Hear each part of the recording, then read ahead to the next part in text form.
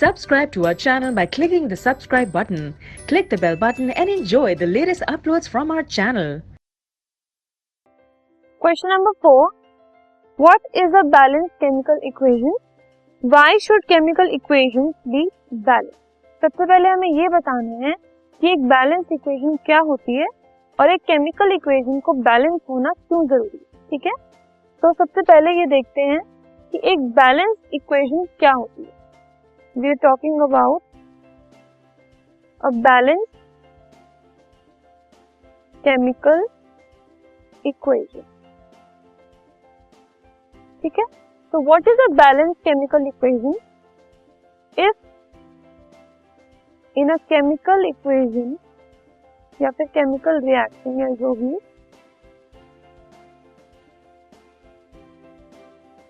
There is an equal number of atoms of different elements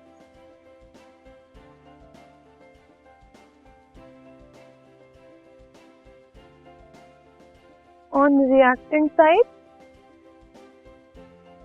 or you can say reactant, as well as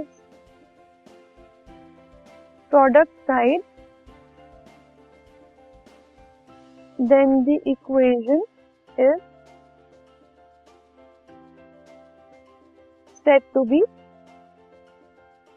balanced. कि एक equation को, एक chemical equation को हम कब कहते हैं कि वो बैलेंस है?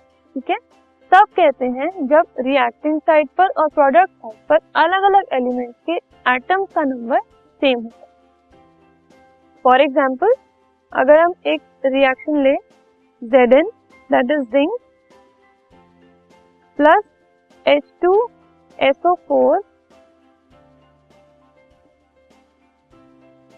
which is sulfuric acid. ठीक है, तो रिएक्ट करने के बाद वो ZnSO4 that is zinc sulphate बनाता है और साथ में हाइड्रोजन गैस. अब इसमें 4 इंडिविजुअल एलिमेंट्स है, Zn that is zinc, hydrogen, sulphur, oxygen. सबके हम रिएक्टेंट और प्रोडक्ट साइड पे एटम्स काउंट करें. ठीक है, जिंक में अगर हम देखें, लेफ्ट में 1, राइट में 1, so it is 1 1. अब हाइड्रोजन 2 2, तो रिएक्टेंट में भी 2, प्रोडक्ट में भी 2. Sulphur is 1 here and 1 here, and oxygen 4 reactant में, 4 प्रोडक्ट में.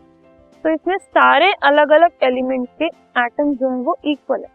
तो it is a balance chemical equation. ठीक है, अब ये देखते हैं कि एक इक्वेशन का बैलेंस होना क्यों जरूरी है. तो you might have heard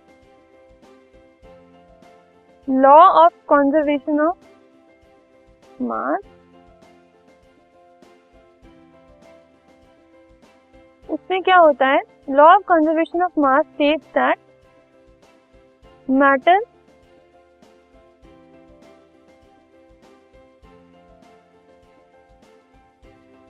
can neither be created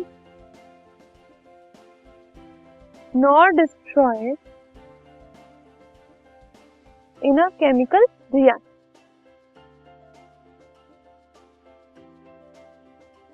कि अगर कोई एक केमिकल रिएक्शन होता है तो ना ही मैटर क्रिएट होता है ना ही वो डिस्ट्रॉय होता है. मतलब total mass of reactant is equal to total mass of product.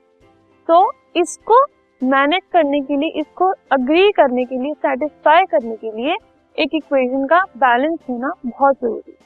अगर वो बैलेंस नहीं होगी तो इसका मतलब उसके एटम्स जो हैं उनका नंबर प्रोडक्ट साइड पर और रिएक्टेंट साइड पे अलग अलग होगा. तो नंबर अलग होने की वजह से उनका मास अलग अलग हो जाएगा and it will not satisfy law of conservation of mass. ठीक है, तो इसकी वजह से एक इक्वेशन का बैलेंस होना बहुत जरूरी है.